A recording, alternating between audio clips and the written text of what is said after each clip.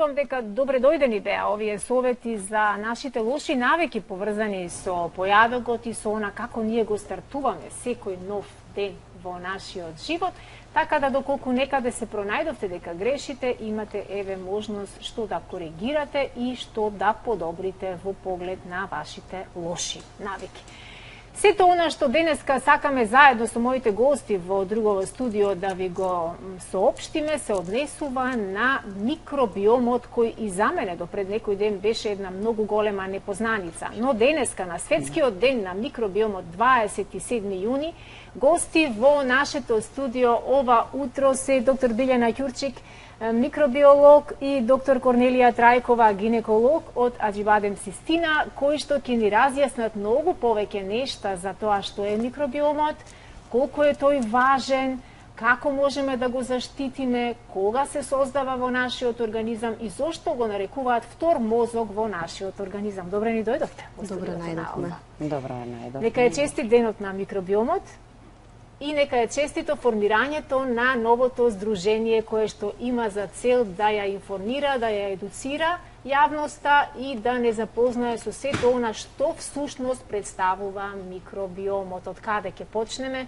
Што е микробиомот? Еве можеби доктор Корнелија, повелете. Добро утро за сите гледачи. Задоволство ми е што сум денес во студиото заедно со колешката да зборуваме за една многу актуелна тема која што зема се поголем замав последниве години. Прво едно појаснување, со задоволство го најавуваме денес Светскиот ден на микробиомот. Тоа е една иницијатива која што е актуелна последниве неколку години, релативно нова, меѓутоа нешто на кое што се работеше многу долги години во науката и тоа во сите делови што се однесува на сите делови на човечкото тело, не само за еден органски систем.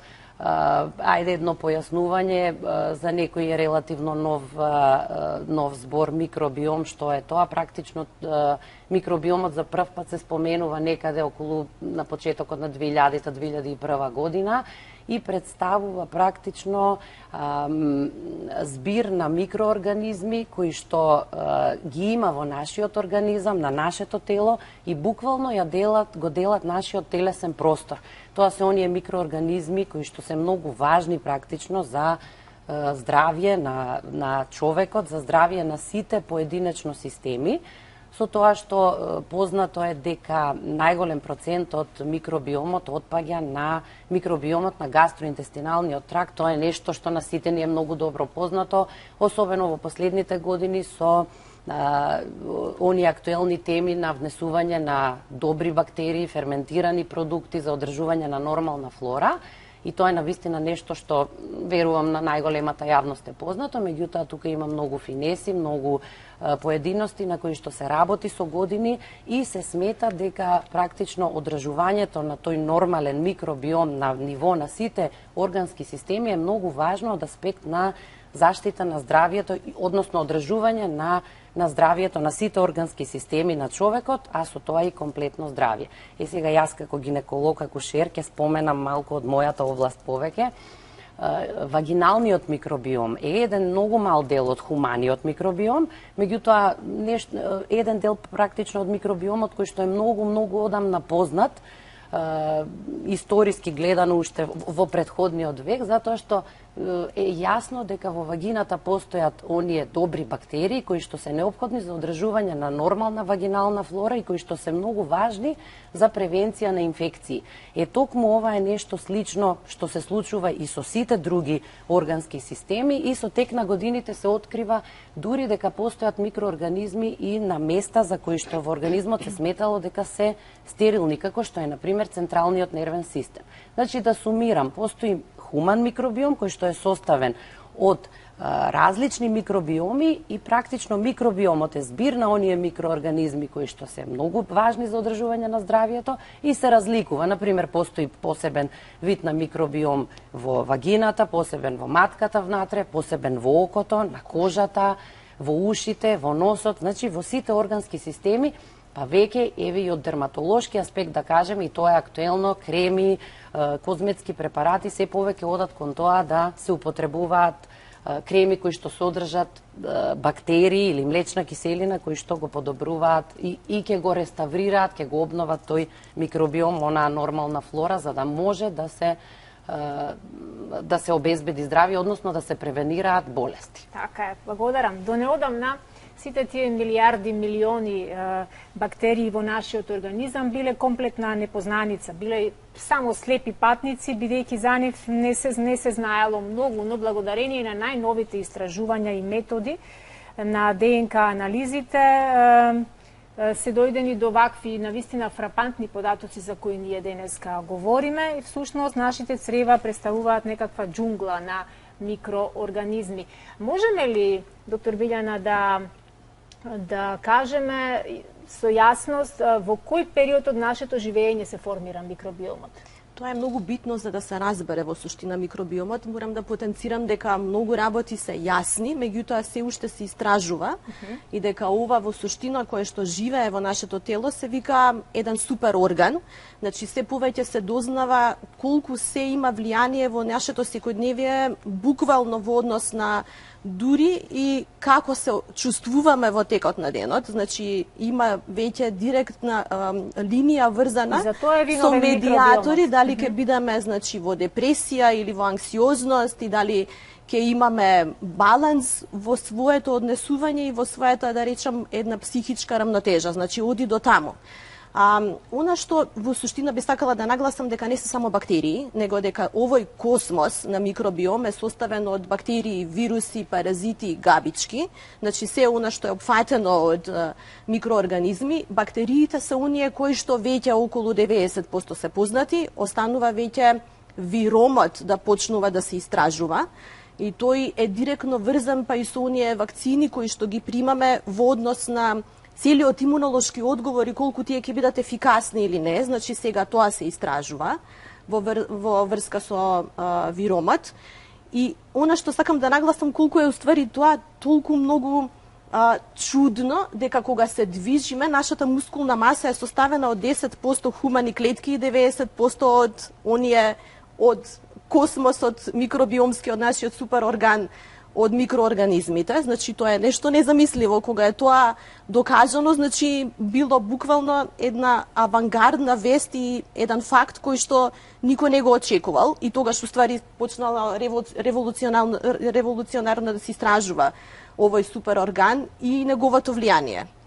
Она што е битно е комплетно враќање назад на сите оние медицински сваќања и протоколи, заради тоа што е дознаено дека микробиомот дури се стекнува во утерусот на мајката. Значи, нормалната флора на мајката е онаа која што е најодговорна и која што прави оној дефинитивен животен печат на тоа каков микробиом ќе има детето. Има генетскиот фактор некаква улога во ова? Најверојатно не. Влијанието практично на сите животни услови и сите животни навики е она што е најодговорна и она што во суштина детето го повлекува во текот на раѓањето. Начинот на раѓање, значи природниот тип на раѓање кое што оди по оној родилен канал е исто така нешто што остава поголем печат отколку царскиот рез. И тука веќе модерните земји имаат веќе проблем со формирање на еден здрав микробиом кој што ќе се запечати и кој што се развива како дефинитивен во првите 2 години од животот, заради тоа што некако повеќе имаат поголем процент на царски рез во текот на раѓањето, кој што кај нас во нашата земја се уште оди во корист на природниот начин на раѓање, поради, да речам, едни здрави ставови на нашите гинеколози кои што имаат влијание врз тоа како ќе им го прикажат типот на раѓање и подготовката на раѓањето во нашата земја. Мислам дека нашата болница е прилично авангардна во тоа, заради тоа што постојано има континуирано советување и континуиран контакт со трудниците кои што се советуваат што е подобро за неа, што е подобро за здравието на бебето и така натаму. Потоа доењето е уште еден клучен фактор, значи доволно време доење, кое што многу влијае да се создаде еден здрав микробиом кој што како база ќе го прати човекот во текот на целиот живот.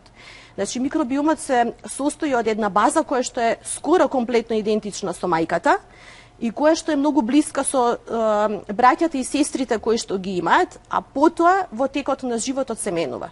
Значи сега има најбрзо публикувани трудови кои што кажуваат дека дури еден град има своји специфики поради условите на живот на микробиомот. Фасцинантно. Да. Навистина многу фасцинантно. Што можеме ние како единки да направиме за да го заштитиме сопствениот микробиом, кој што е уникатен, ниеден друг нема како нашиот микробиом? Така, интересен е фактот дека микробиомот е уникатен, има сличности, меѓутоа е уникатен и повторно се разликува во различни органски системи.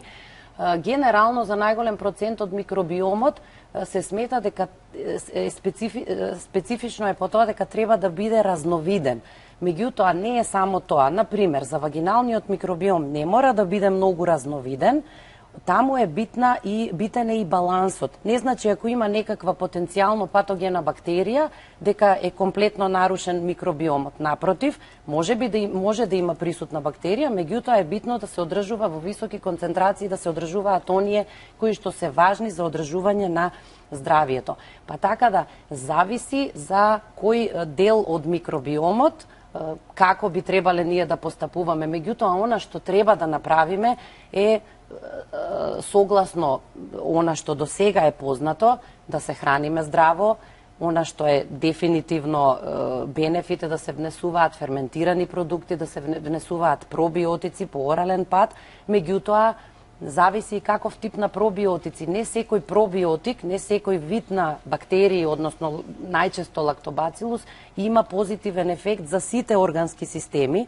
Значи, битно е да се направи проценка на соодветниот микробиом, каков тип на пробиотик, да речеме, недостасува и во тој случај понатаму би се одело на она што сакаме и ние да го промовираме понатаму, на еден вид на персонализирана медицина, за да видиме, за да се даде терапија, односно терапија, да се променат некои навики понатаму во животот, кои што ќе придонесат за одржување на тој нормален микробиом. Например, ќе се навратам јас пак за гинеколошкиот дел, за мојот дел.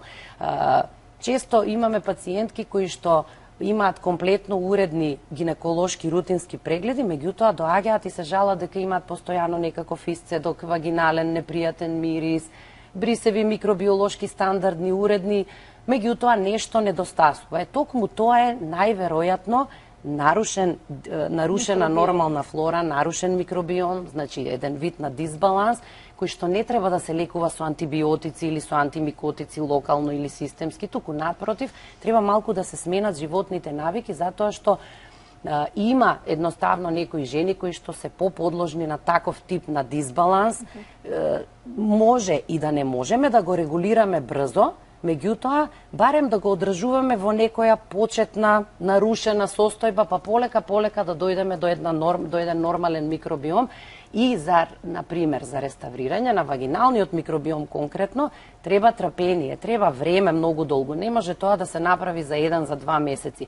Значи, треба да се сменат животните навики, треба да се внесуваат ферментирани продукти, орално пробиотици, вагинално некогаш, да се сменат хигиенски навики. Средства со кои што жените некогаш даваат многу пари за да си обезбедат тоалетни средства кои што понекогаш си прават и лоша услуга. Точно така, и малку треба да се промени ставот од она дека не треба со ништо да се мие жената, само со вода, или треба со беби сапун или со влажни марамици, бебешки не.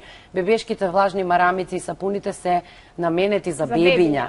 Ова е сосема нешто друго. Веќе има одлични производи, секаде достапни, широко достапни, кои што содржат млечна киселина за интимна хигиена, барем еднаш дневно може да се употребуваат.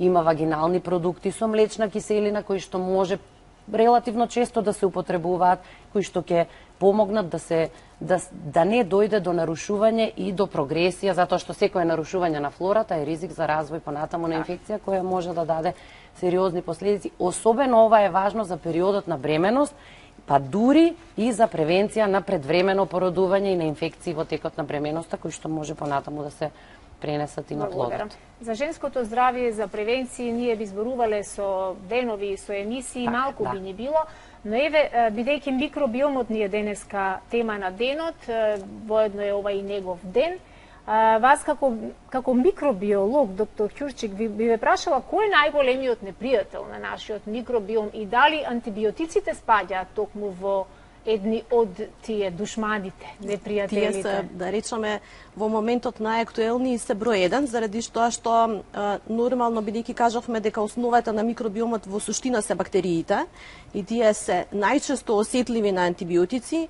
Секое земање на антибиотик дефинитивно го поместува микробиомот во оној несакан правец, каде што се уништуваат и каде што потоа има други состојби кои што се предизвикани од употреба на антибиотици.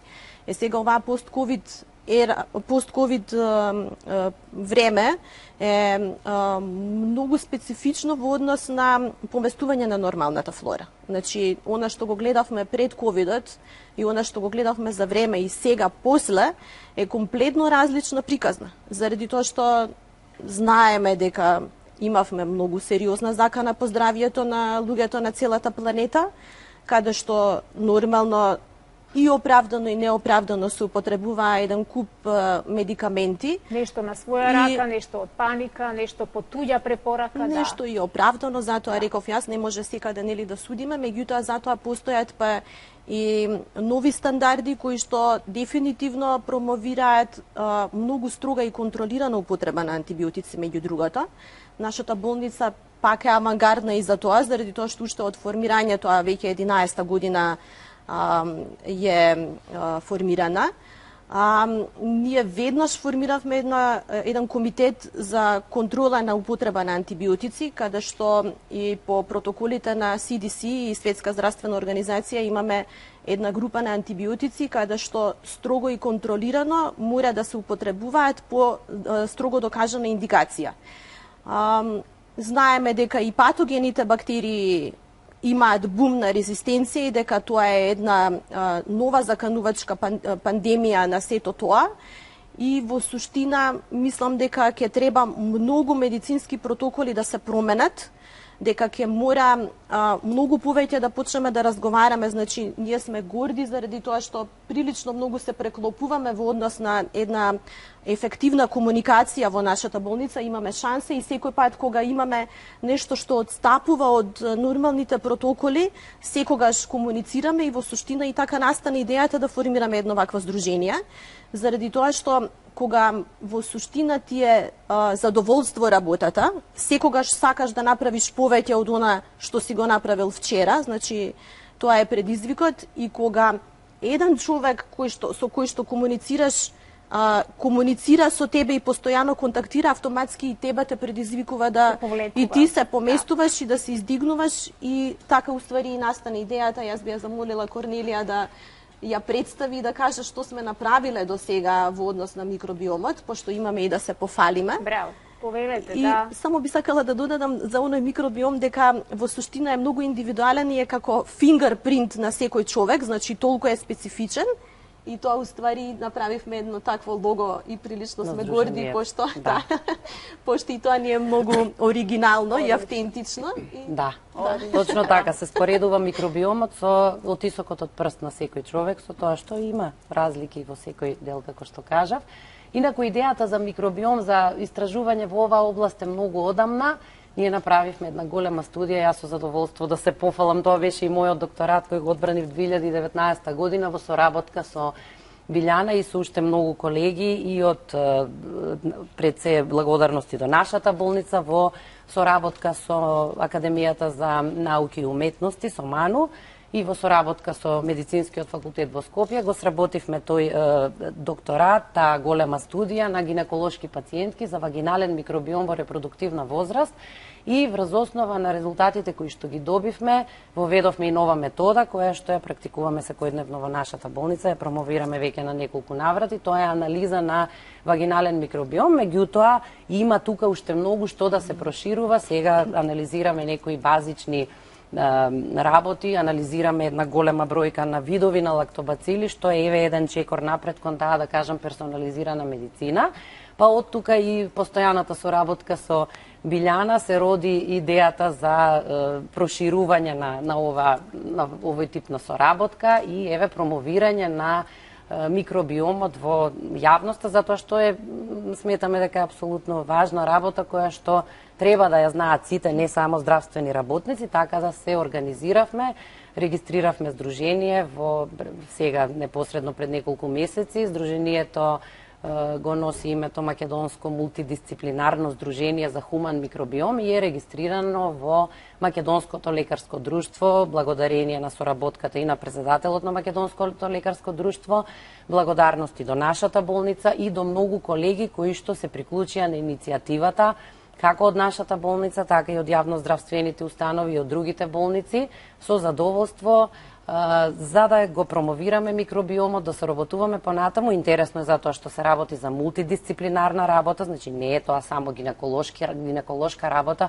Микробиолозите, да, тие се да бидеме реални носители на ова, меѓутоа, ете така, со заедничка работа и труд, ентузијастички го регистрировме здружението и се надеваме сега да ги оствариме нашите замисли и визии за понатаму, да почнеме со активности, со промовирање на тоа што е микробиом, со активности од септември па понатаму, со состаноци, со промоции по медиуми и се надеваме нормално и на поддршка и од вас. Навистина е фасцинантна помислата дека влегуваме во ера на персонализирана медицина, токму поради сознанијата од овие посебни истражувања последнава деценија на која сте вие како професионалци, секој во својата област посветени, и верувам дека со ова ќе им обезбедиме многу понавремено дијагностицирање и доаѓање до решенија за секакви состојби здравствени па и болести кои што ги немаше во минатото, но се појавија во ова модерно наше време на живење. Кажете ми, зошто многумина го нарекуваат микробиомот како орган на 21. век или како втор мозок во нашиот организам? Вајда затоа што сега има публикувани сознанија за тоа.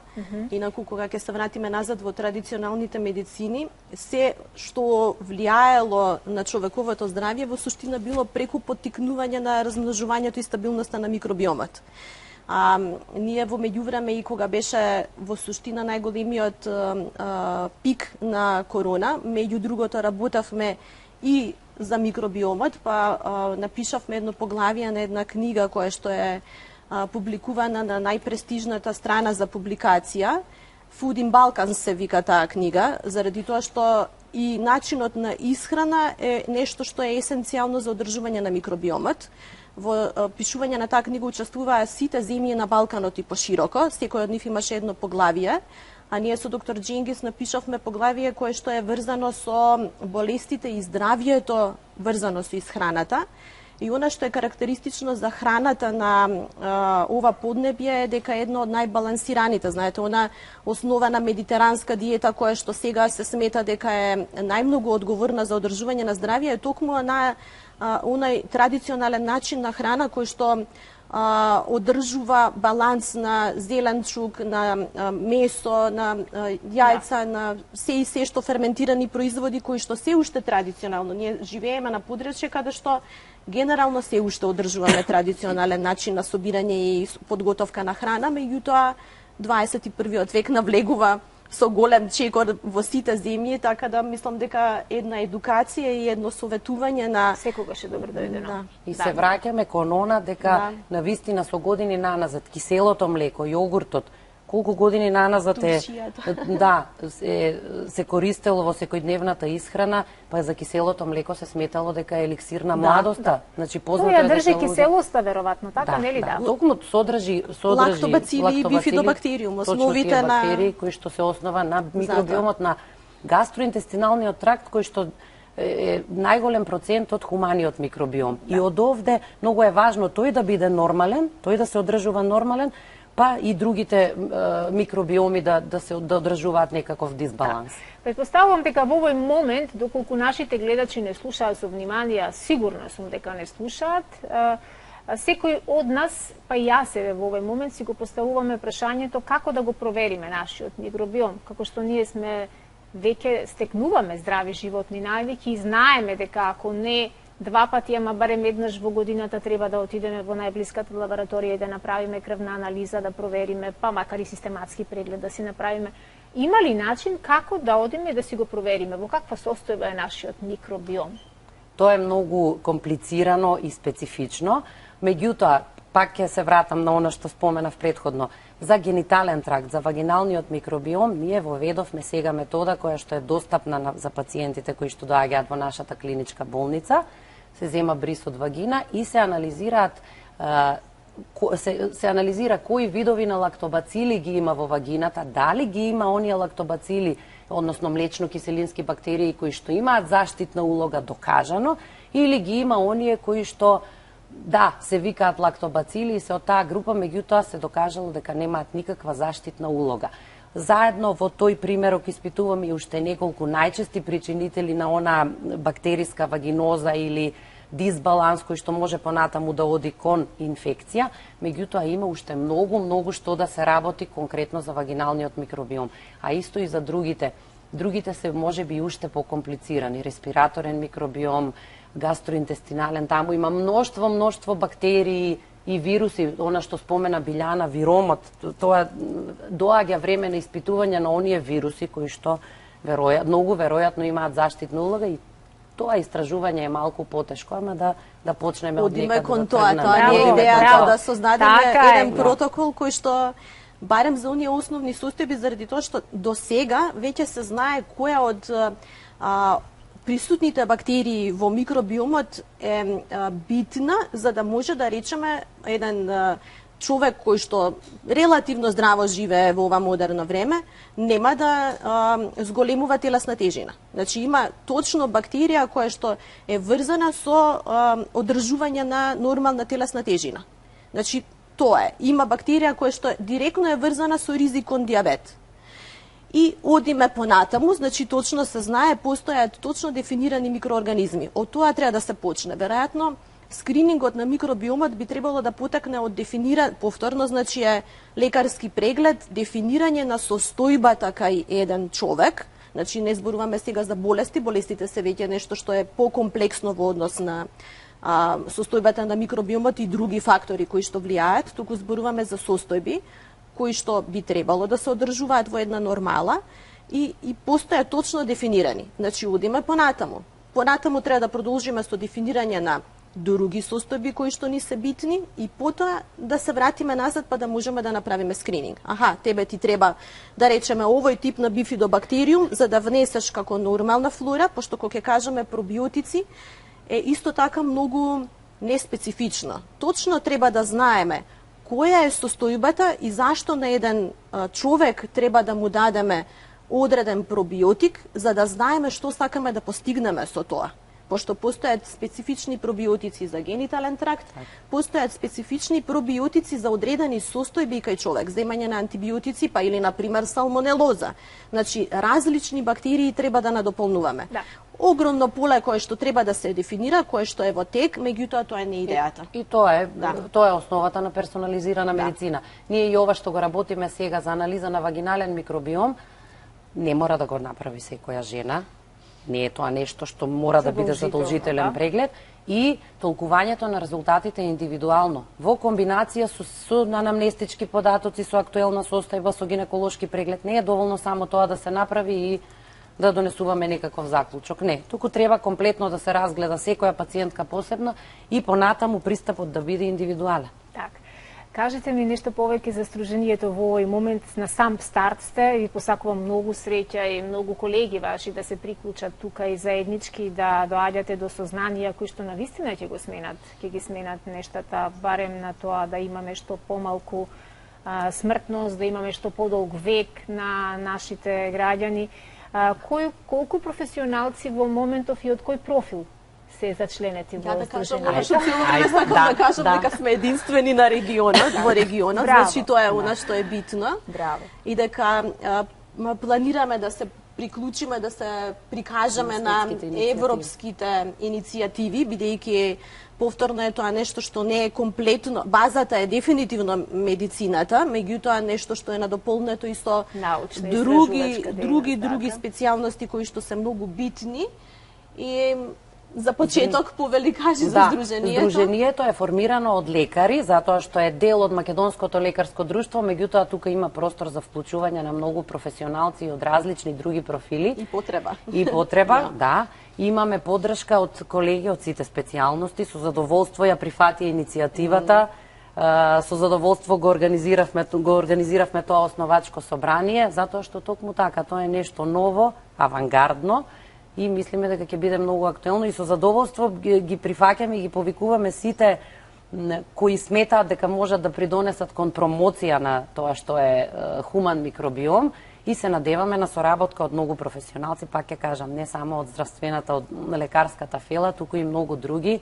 И понатаму со многу повеќе активности сега да почнеме, па се надеваме. Имаме потреба и други специјалности, да речеме логото ни го формира две наши многу драги девојчиња од од Машински факултет. Да, студентки кои што ентузијастички пристапија и направија многу оригинално лого и така се гордееме со тоа, ќе го промовираме. Одлично, јас сум сигурна. Михаела и Марија се вика да ги спомнеме, така, ги поздравуваме и сите оние кои што се на пат да се приклучат, да ви се придружат, да ја растете оваа идеја, да доаѓаме до големи и важни сознанија врзани за здравјето на човештвото. Имаме ли нешто многу кратко да додадеме? Може би да повикаме денеска, ќе имаме некакви активности, предавања? Бидејќи е прва година, овде кај нас се надеваме од следната година, меѓутоа медиумски, тоа е светска иницијатива во која се приклучуваат сите земји, полека, од 2019 некаде е почнато тоа, и се приклучуваат со некакви видови на активности, дали е тоа со предавања, со некакви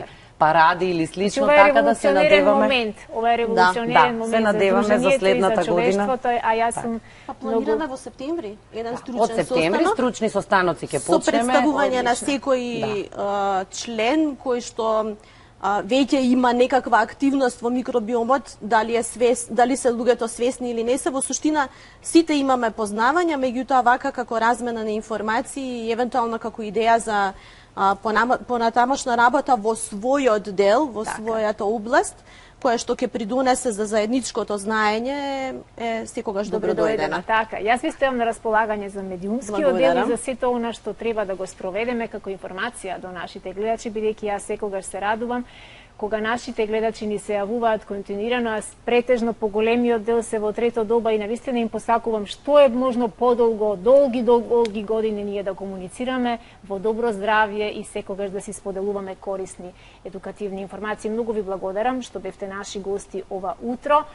Посакувам навистина ова здружение да има долг век и да дојде до многу големи сознанија и чекори. Тука некаде ние го завршуваме ова понеделнично утринско издание.